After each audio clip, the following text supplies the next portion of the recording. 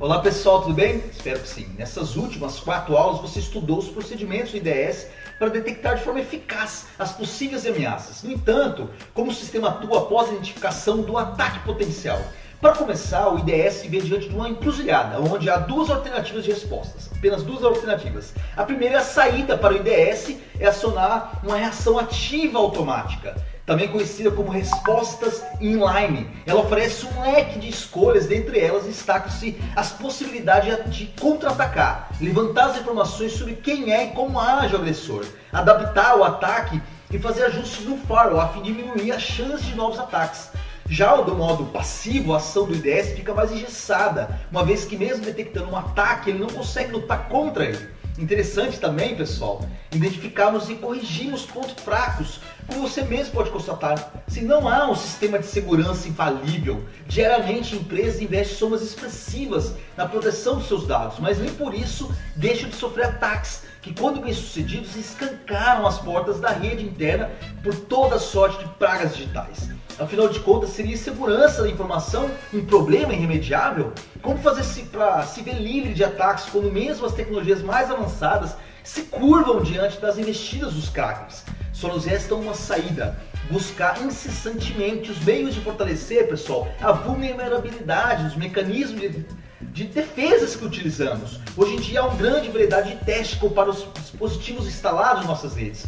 Com as ameaças conhecidas, toda vez que eu atualizo o sistema em uso ou substituo por outro mais eficiente, vamos supor, por exemplo, que o IDS que utilizamos ignora o número expressivo de invasores a serem criados. A sua atualização ou substituição por novo é primordial para que a rede não fique à mercê de novos agressores. A correção e a atualização automática dos sistemas ou aplicações são boas alternativas, pois evitam falhas humanas como o esquecimento e a negligência.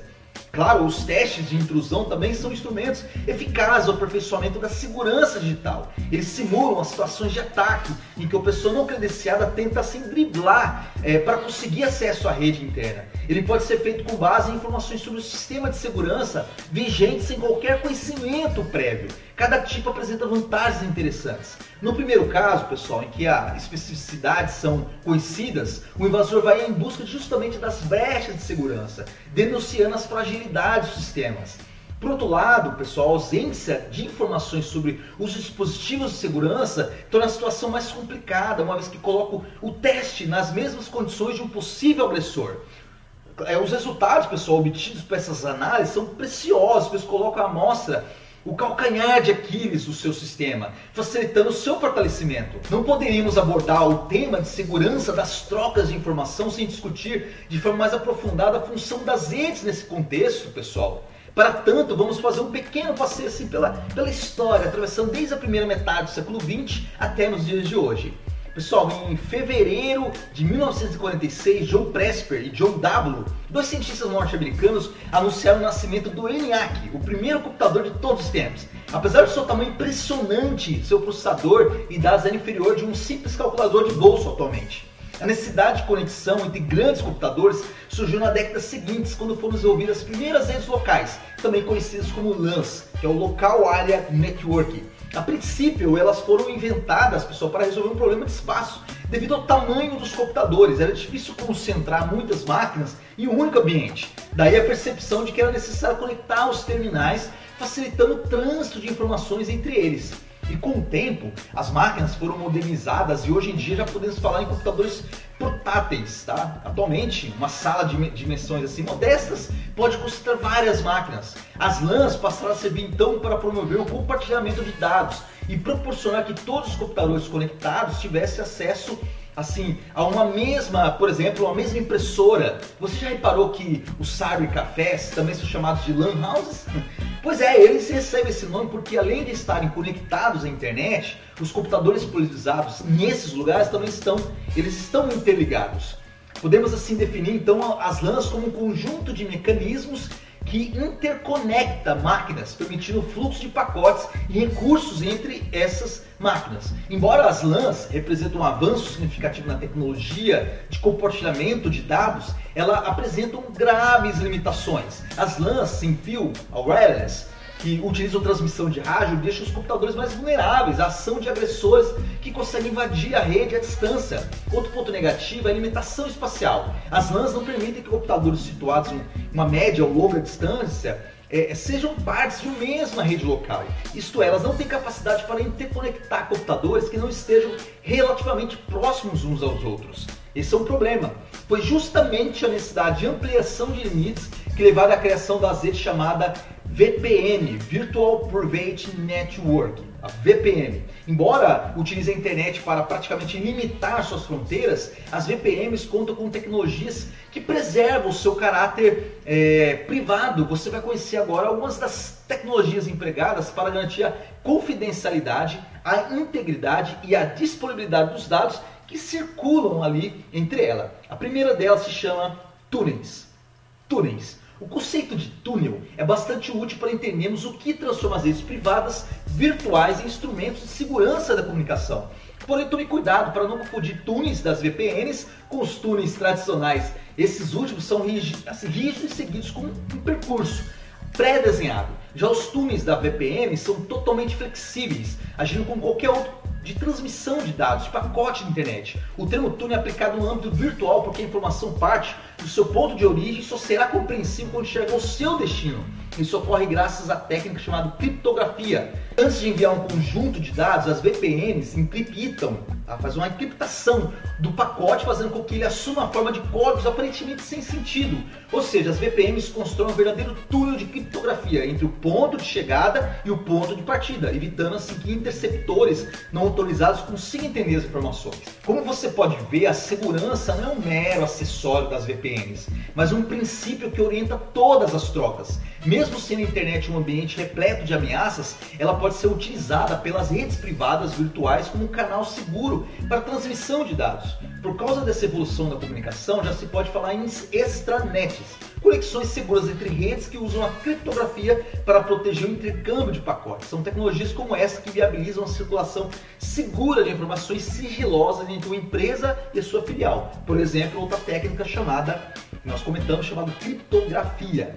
A palavra criptografia tem raiz da língua grega, significa escrita oculta, também conhecida como encriptação. Essa técnica embaralha e reordena a informação com a ajuda de funções matemáticas chamado algoritmos. O conjunto de dados originais recebe o nome de texto claro, clear text. Depois de alterado, ele passa a se chamar texto codificado, tá? Isso ocorre porque os algoritmos criam uma relação entre os símbolos normais e os códigos, possibilitando a transformação de um texto claro em um escuro e a reversão do processo sem distorções ou perda de dados.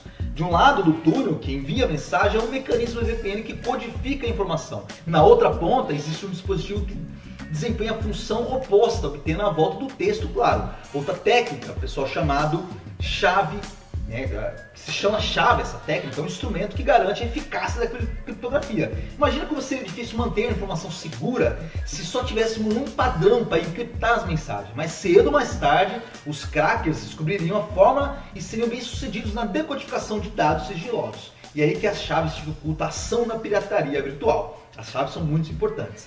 Então elas atuam como códigos secretos que as funções matemáticas usam para criar versões diferentes do mesmo texto. Por isso, atualmente, já conseguimos encriptar uma única mensagem em formas diversas, mudando apenas a chave utilizada. Tá? Então, vale a pena lembrar, pessoal, que os tipos de chaves existentes oferecem níveis de proteção distintos. De forma geral, o grau de segurança aumenta com o tamanho das chaves. Isto é, quanto maior a chave, maior a segurança. Pessoal, no entanto, devemos resistir ao impulso de usar a maior chave possível. Mas por quê? Não apenas a segurança, mas também o tempo gasto com a encriptação e a decodificação é proporcional ao tamanho. Por isso, se a informação ser transmitida não é confidencial, não faz sentido escolher modelos assim de chaves maiores, tá? Além do tamanho das chaves, há outras opções a se considerar. Existem dois tipos principais que atendem demandas distintas de segurança, tá? Dois tipos. Quais são eles? Os tipos são, o tipo 1, nós chamamos de chaves simétricas. Chaves simétricas. A mesma chave é utilizada pelo emissor e pelo receptor da mensagem, ou seja, uma única chave é responsável pela encriptação e decodificação das informações. Esse tipo de chave não é apropriado quando os dados são muito importantes, tá, pessoal? Como o remetente e o destinatário precisam compartilhar a chave, algo pode dar errado nesse processo de transmissão. Se a chave é interceptada, a internet deixa de ser um canal seguro para fluxo de dados, assim, defazendo conteúdos da mensagem. Por isso mesmo, cuidado com o sigilo é primordial. Por isso, ao invés de transmitir as chaves por e-mail ou outras opções, seriam mais confiáveis, tá? Então devem ser adotadas em ambientes onde há um volume muito grande de trocas e é necessário desenvolver chaves diferentes, compartilhamento de acesso às informações. Assim, somente os funcionários A e B, por exemplo, terão as chaves para os dados que dizem respeito, não podemos invadir a comunicação alheia. O tipo 2, chamado chaves assimétricas. Esse modelo pressupõe o uso de duas chaves distintas, uma para a encriptação dos dados, chave pública, e a outra para a decodificação, chamada chave privada. Dentre as duas, apenas a chave privada exige sigilo. Embora o seu funcionamento seja mais complexo, proteger a confidencialidade da chave torna-se uma tarefa muito mais fácil. Imagina o seguinte, padrão de comunicação. José vai mandar uma mensagem para Maria. Como José pretende se comunicar com a amiga, ele envia para ela uma chave pública pela internet. E toda vez que Maria decide mandar uma mensagem para José, ela terá que enviá-la acompanhada da chave pública. Isso garante que somente José poderá abri-la.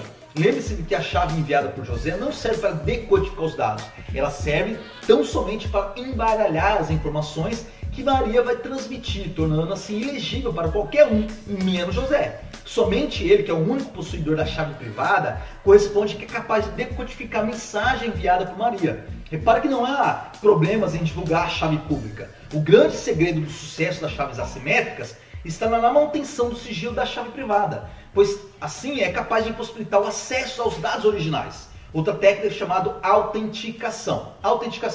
Embora técnicas como túneis, criptografia e chaves sejam indispensáveis, uma comunicação não pode ser classificada como segura só porque seu conteúdo foi protegido por elas. Por esse motivo, a autenticação foi desenvolvida como um recurso responsável por garantir outros aspectos de segurança da informação. Podemos verificar a identidade do usuário. Então, a procedência dos pacotes, podemos falar então que em autenticações dos usuários, a autenticação dos dados, vamos ver esses dois tipos, autenticação de dados e autenticação de usuários. Esses dois tipos são importantes. Na autenticação dos usuários, imagine que duas empresas estão utilizando redes privadas virtuais para prestar serviço de assessoria técnica.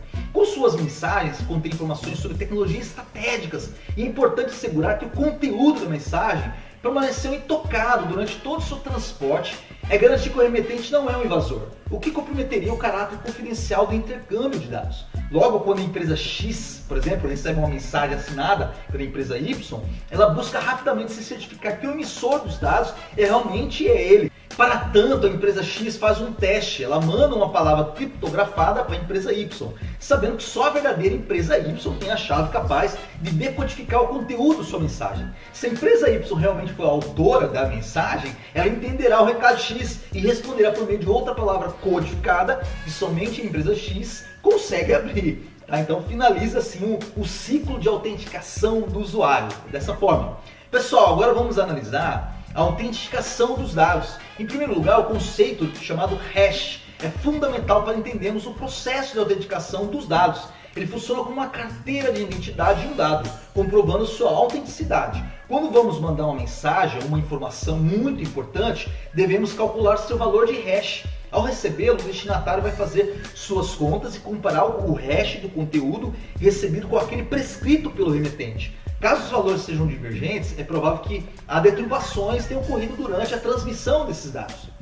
Pessoal, agora vamos analisar as vantagens dos VPNs. Como você pode ver, as redes privadas virtuais contam com uma série de recursos para garantir o trânsito seguro da informação por um canal público de comunicação, a internet. Embora pareça um paradoxo chamar VPNs de privadas, ferramentas como túneis, criptografia, autenticação de chaves transformam essas redes em verdadeiros oásis em meio a um ambiente assim, repleto de ameaças. Contudo, não devemos implantar VPNs sem antes refletir sobre as nossas necessidades de segurança na troca dos dados. Questões como o custo, o tempo disponível para transmitir as informações são alguns dos critérios que pode estar deixado de lado, não pode deixar de lado. Por isso, cabe à organização fazer um levantamento apurado sobre seus processos de comunicação e também sobre o Wi-Fi. Empresas pequenas com pouca comunicação com redes externas, por exemplo, podem não precisar de um sistema de segurança tão sofisticado, tá? Então precisa ser analisado. Pessoal, tudo bem até aqui? Espero que sim. E qualquer dúvida, fica à vontade em perguntar. Tá? Vamos dar continuidade no assunto agora falando sobre antivírus e anti-spyware. Tá? Antivírus e anti-spyware. O antivírus e o anti-spyware são softwares que defendem a máquina de pragas digitais, como worms, por exemplo, vírus, cavalo de Troia, Trojans, né, e os horses e os spywers. Em próximas aulas elas serão apresentadas assim, de mais detalhes, mas você já pode conhecer aqui alguns danos que elas podem provocar esses tipos de ataques. Dentre os diversos efeitos nocivos destacam-se o apagamento de arquivos, a corrupção de programas, inclusive a utilização de máquina infectada por contaminar os outros computadores da rede. Os spywers, por sua vez, podem mexer na configuração da máquina, modificar a página inicial do navegador, instalar componentes indesejados, até mesmo detectar informações confidenciais gravadas no seu computador. Eles são responsáveis por anúncios publicitários, por exemplo, não solicitados, podem também bloquear o computador ou deixá-lo até mais lento, tá? Então por isso tem que ter muito cuidado. A fim de evitar os aborrecimentos que nós acabamos de falar, é importante saber que o computador pode ser infectado. De forma geral, a contaminação ocorre quando o usuário executa um programa malicioso. Isso pode ocorrer, por exemplo, quando o anexo de uma mensagem eletrônica é aberto. Em alguns casos, a infecção não para por aí. Há tipos de vírus que utilizam a lista de contatos do usuário para se propagarem através daquela conta de e-mail. Os destinatários das mensagens, ao identificar o remetente conhecido, são induzidos a abrir o anexo, acreditando que se trata de um arquivo copiável. A disseminação também pode acontecer por meio de mídias infectadas, que contaminam o computador onde são inseridos, por exemplo, um pendrive, tá? Enfim, o que não falta são maneiras de infecção. Como você pode ver, assim como o vírus da gripe, as pragas digitais são muito contagiosas, pessoal. Por isso, os antivírus e os anti-spyware tentam proteger os computadores do maior número possível de pragas. Porém, como elas são criadas e atualizadas constantemente, ainda não existem formas totalmente eficazes de combatê-las. Do mesmo jeito que não encontramos nas prateleiras da farmácia um remédio que consiga combater todo o vírus da gripe. Ainda não foi inventada uma proteção definitiva contra o vírus virtual. O antivírus e o anti-spyware, eles conseguem apenas atuar como vacinas, fortalecendo as máquinas para que possam, pelo menos, existir a maioria das doenças cibernéticas. Algumas versões menos sofisticadas já vêm embutidas nas máquinas ou podem ser obtidas gratuitamente na internet. Tá? Então a função do antivírus e dos anti-spyware também pode ser comparada àquela de Polícia Federal nos aeroportos. Você já deve ter ouvido falar que os agentes policiais têm um blacklist, tá, com os nomes criminosos que não podem ingressar no país. O seu dever é, portanto, bloquear a entrada desses indivíduos fora da lei. Entanto, esse modelo de funcionamento não é eficiente no mundo tecnológico, pessoal. Não é eficiente. Porque o problema é que a rapidez com que as novas ameaças digitais são criadas não permite uma vida útil muito longa para os mecanismos em questão. Aliás, é bom lembrar que os criminosos, ele testam seus novos ataques usando ferramentas de segurança, assim, as ferramentas já existentes, como os antivírus e os anti-spyware, operando como bancos de dados para detectar as assinaturas de programas nocivos. Ele frequentemente não identifica agressores mais recentes. Por isso, pessoal, o usuário precisa atualizar constantemente esses softwares de defesa. Isso é importante manter atualizado.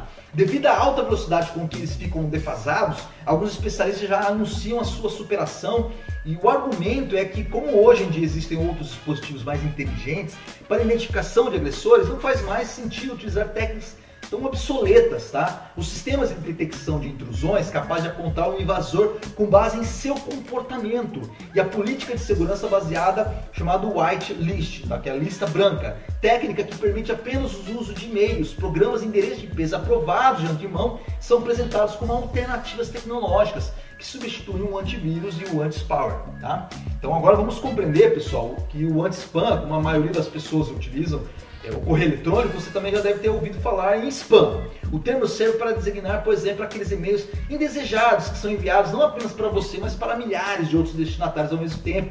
Os objetivos do spam vão desde a divulgação publicitária de produtos e serviços na tentativa de uma tentativa mal intencionada dos crackers. A expressão spam zombies, zombies de spams, tem a ver com o resultado da ação maliciosa de vírus e spywares. Um computador pode se tornar um zumbi quando passa a ser controlado pelo propagador do spam. Isso ocorre em caso em que o invasor consegue, entre outras coisas, disseminar o spam a partir da máquina infectada, preservando a sua identidade. Além dessa preocupação simples, como não fornecer o endereço do e-mail em qualquer cadastro online, é importante acionar os serviços anti-spam frequentemente oferecidos pelo provedor que você utiliza. E também pode servir como um filtro, consideravelmente evitando os números de ameaças, tá? Então é interessante utilizar esses filtros de spam. Pessoal, vocês conheceram uma série de dispositivos capazes de combater diferentes ataques. Porém, todos eles apresentam algum tipo de vulnerabilidade, dificultando a adoção de um único instrumento de defesa. Então, vocês perceberam isso. Os pontos fracos dos firewalls, do IDS, redes privadas, os antivírus, os anti-spywares, os anti-spams, se nos levam à conclusão do quê? Que a saída para o problema está na articulação integrada desses sistemas. Nós vamos abordar isso na próxima aula, tá? Bons estudos e até a próxima.